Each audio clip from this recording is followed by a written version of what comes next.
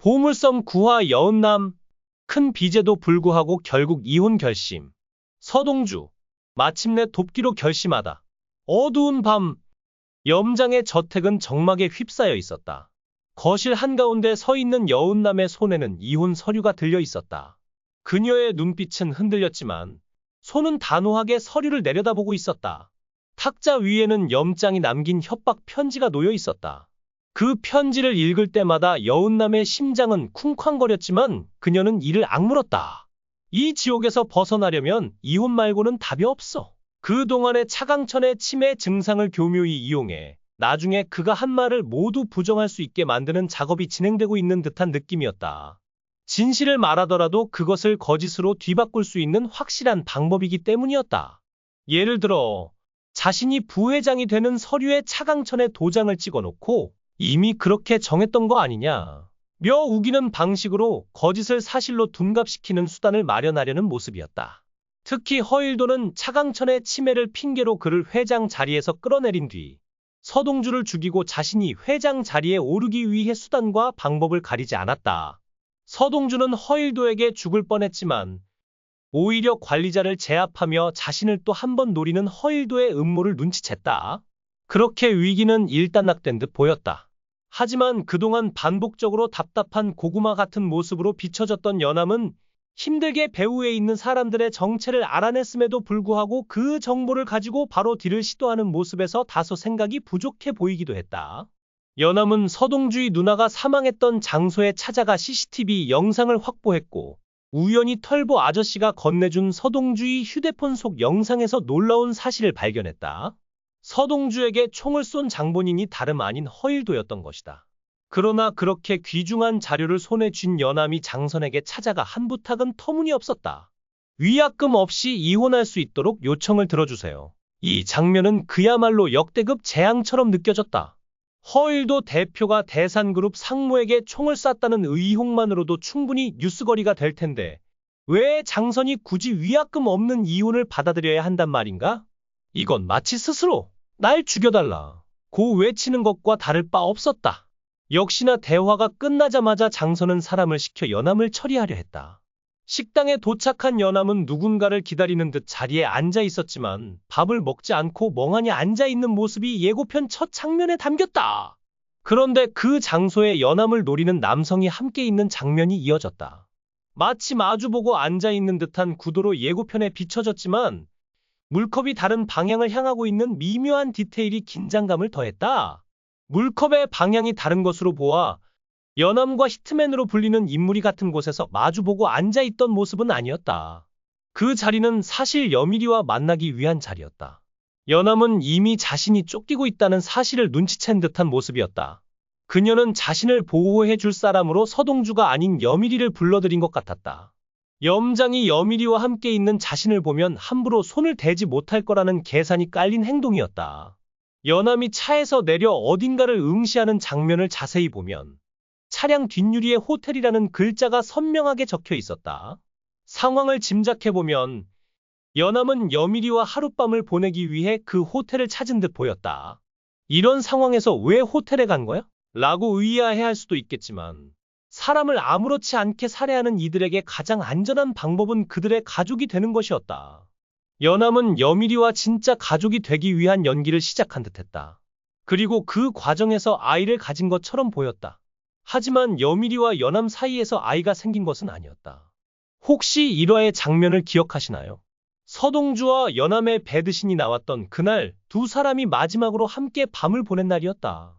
그때 여남이 던진 그냥 하자 라는 말은 단순히 나온 말이 아니라 훗날을 위한 복선처럼 미리 깔아놓은 대사였다.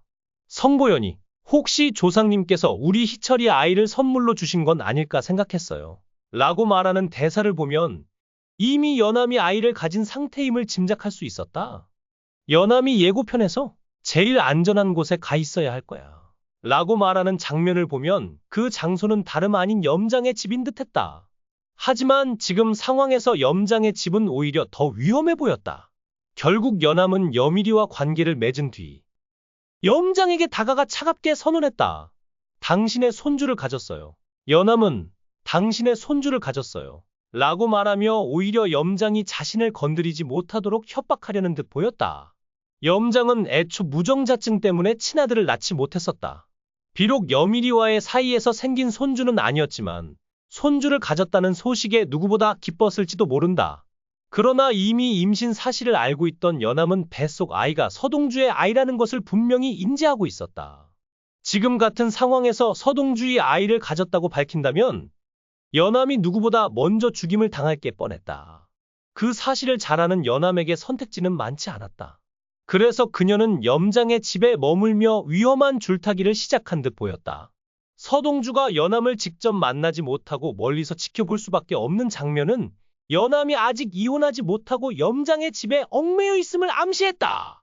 한편 다른 장면에서는 차덕희가 태윤이의 장래를 망치려는 수작질이야 라며 차국희의 머리채를 잡고 흔드는 모습이 나왔다. 이는 차국희로 인해 차강천의 친아들 지선우가 그 집안에 들어오게 될 것임을 암시하는 듯했다. 차국희는 자신이 구속될 상황에 처했고 대산화학 사장 자리에서도 물러날 처지가 되었다. 설상가상으로 금고 속달러를 훔치려던 시도마저 실패하면서 그는 이도 저도 아닌 궁지에 몰렸다. 그런 상황에서 차국희가 택한 방법은 차강천의 아들 지선우를 집에 들이는데 협력하며 차강천에게 자신의 문제를 해결해 달라고 부탁하는 것이었다. 차도희는 이를 두고 태윤이의 장래를 망치려는 수작질이라며 분노했다. 모든 것을 가진 차도희와 모든 것을 잃은 차국희의 대립 속에서 차도희가 차국희를 붙잡고 화를 내는 장면은 결국 지선우가 차선우로 인정받았음을 알리는 신호였다.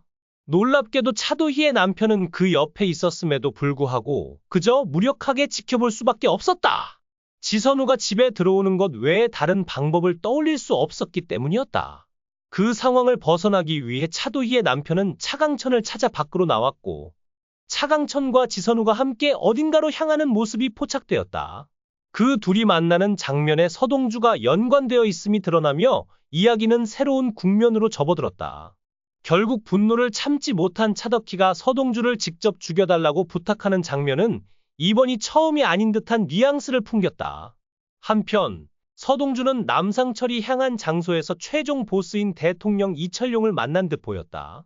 인상을 찌푸린 남상철 의원과 아주 위험한 놈이야 라고 말하는 이철용의 대화를 엿듣는 장면에서 그들이 염장과 관련된 이야기를 나눴을 거라는 추측이 들었다.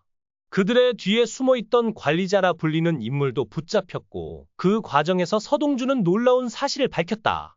나라사랑 기금이라는 명목으로 돈을 빼돌린 계좌의 비밀번호를 자신이 알고 있다며 오히려 그것을 빌미로 이철용에게 염장을 처리해달라고 부탁한 게 아닐까.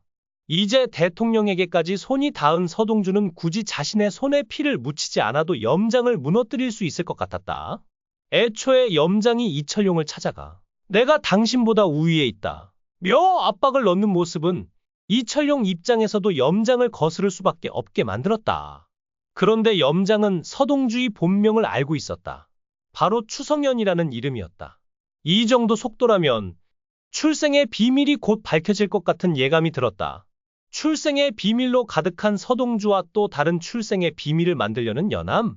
연암이 염장에게 문자를 보낼 때마다 스트레스가 치솟았던 기억이 새록새록 떠오른다. 과연 9화부터는 고구마 같은 연암이 아닌 사이다 같은 연암으로 돌아올 수 있을까? 여러분은 어떻게 생각하시나요? 댓글로 의견을 남겨주시면 다음 편에서 함께 이야기 나눠보겠습니다.